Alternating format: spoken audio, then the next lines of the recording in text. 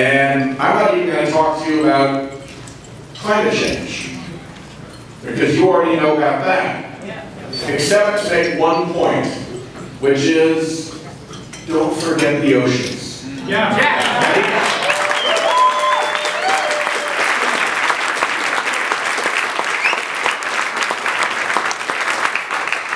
I mean that not just because the oceans are probably the vector for the first really bad knockdown punch that climate change delivers to the Earth, but because the oceans don't lie. And they make our argument better than anything. If you will notice, the deniers want to take you off into the abstruse realm of computer climate projections, where there is room to sow doubt and do their mischief. Go to a tide gauge. It's basically a yardstick on a pier. It's measured in inches. You can't fool around with that. Go to Narragansett Bay, nearly 4 degrees warmer mean water temperature. You measure that with a thermometer. You can't mess around with that. Go anywhere where acidification is beginning to manifest itself. And the technology for determining the acidity is no different than what kids use to make sure that their aquarium is right. You measure it. So unless the deniers want to be the party that is against measurement, and not just against science, we have a good argument in the oceans, and don't forget it.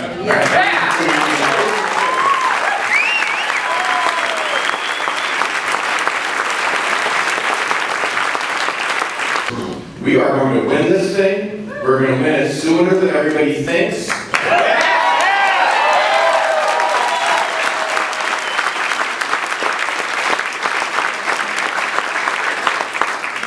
And you can feel and see the pieces coming together. Yes. Just a couple of years ago, you couldn't get the White House to say climate change. Now, they've got the best climate regulation ever put forward by this country. And that is not only good in terms of reducing emissions, it's good on the psychology of the big polluters. And they're big.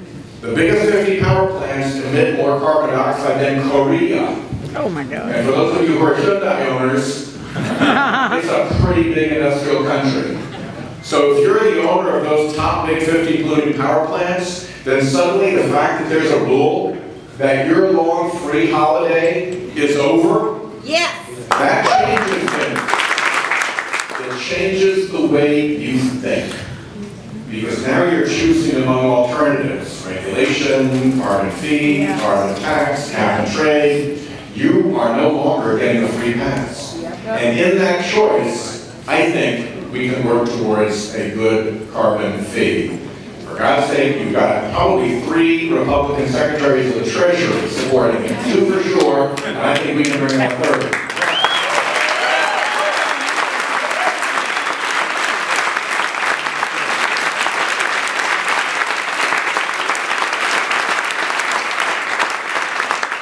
So that is one reason for optimism. Another reason for optimism is that we are recovering now from Citizens United. Oh. Think about it. We have had probably 10 Republican senators who have done good things on climate in the past. Campaigned for president on a climate platform, sponsored significant bipartisan climate legislation, voted in the House for Waxman-Markey, spoken out in favor of carbon fees. There is a lot of action that used to exist on that side. It stopped in January of 2010. What happened in January of 2010? The Supreme Court decided Citizens United, the big polluters, the Koch brothers, the big dirty money, the big propaganda operation that they run was ready, and they went to work right away. And the Democrats said, you know, that's wrong, we don't want to do that. Ew. And it took a while before we realized, okay, these are the new rules of the game. We're going to have to play too. That gave them an enormous advantage. An enormous advantage. There are some very brave and good Republicans in the Senate who want to get this done as soon as they see daylight.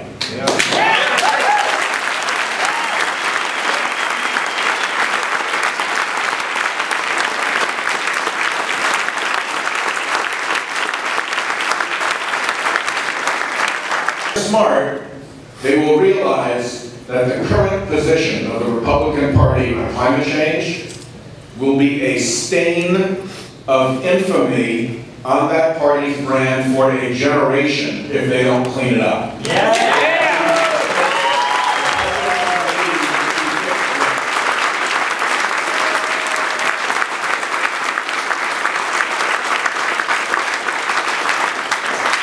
So when LCD and NRDC Action Fund and Tom Steyer and Citizens Climate Lobby and folks get into this political conversation in a big way, that is going to cause our colleagues to have a bit of a rethink. And I challenge you to have the 2014 elections be a wake-up call for our denier friends.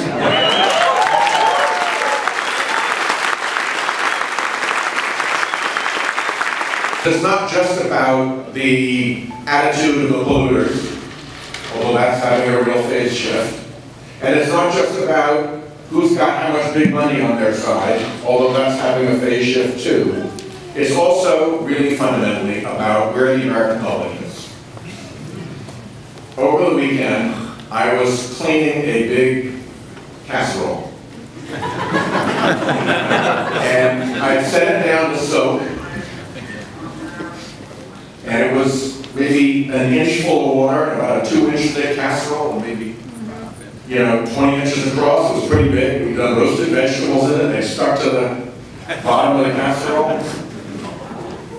When you carry something like that, a little tip makes a big slosh. Right? And we're at a point where a little more tip is going to make a very big slosh.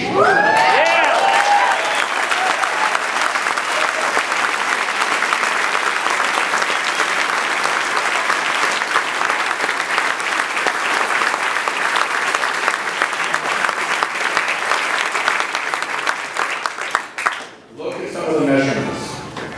Despite all of the poisonous propaganda that the polluting interests have emitted since the president's proposed rule came out, recent polling shows that 2/3 of Americans are totally on board. 70% say we want to act on this.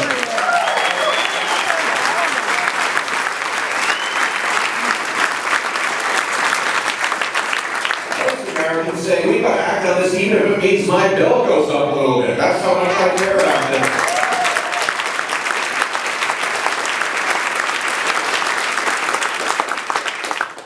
You get polling out of places like Texas and Louisiana that is strong. I spoke to a weatherman, a broadcast meteorologist, I think it's a better name for them, from South Carolina. Some of you may have heard of him. He's the guy who broadcasts about climate change all the time in South Carolina. And he said when they started doing it, the TV station went into DEFCON 4. And they had people on the phones, and they backed down the hatches, and they waited for the huge explosion, the huge blowback. Never came. Never came in South Carolina. So he told me the station did a survey in its broadcast area to see how people felt. And he said the numbers came back just the same as the numbers that you see anywhere else in the country. 2/3. And every once in a while, I get a crank who calls me up, and I just talk them through the facts, and they end up giving up because they don't know what they're talking about. But he said he also gets complimented. The most popular show he's ever done was on what climate change means for poison ivy.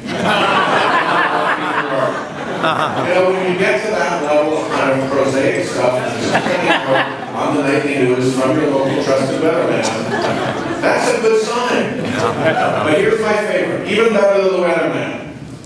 The poll that was taken of young Republican voters. Yes. Self-identified young Republican voters under the age of 35, by a clear majority, 53%, said that climate denial was ignorant, out of touch, or crazy.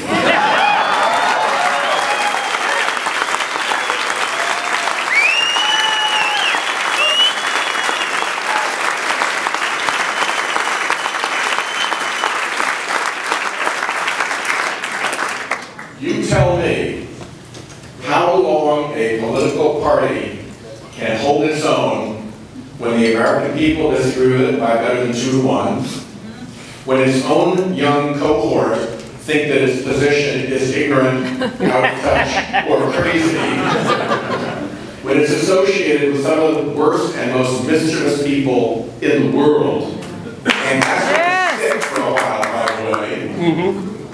And when, just by the way, they are also flat, dead, factually wrong, that's a castle that is built on sand. And the sand is eroding, and the castle will fall, and with all of you, and with people all across this country who care about this issue, and who understand what it means for our lives, who understand what it means for our future, for our children, for our grandchildren, and who understand what it means for our standing in the world. Yeah. I'm going to close with one last story. I grew up in the Foreign Service. My dad was a Foreign Service officer. We went where we got posted. And despite what you might think about champagne and hors d'oeuvres and the diplomatic corps, it was none of that. We didn't go anyplace very nice. But there was a common theme wherever we were in these war-torn, deeply impoverished countries. America, they knew, was different. America, they knew, was different. We've been an example ever since shining city on a hill, right? Massachusetts, 17th century. So Reagan using the same phrase when he was president. Bill Clinton has always said that the example of our power in this country has always meant less than the power of our example. We are an exemplary nation. I believe we are the essential nation. I believe we are the indispensable nation. I believe we are an exceptional nation. And for our whole lives, we have coasted on a tide of goodwill about America. It doesn't matter what barrio you live in, what village you live in, what little hovel by the side of a dirty coast someplace you fish in, however poor and broken your situation is. If you have access to the news, you know that an America is out there and things don't have to be the way they are for you. And that's always been good for us, what they call soft power. We risk blowing that.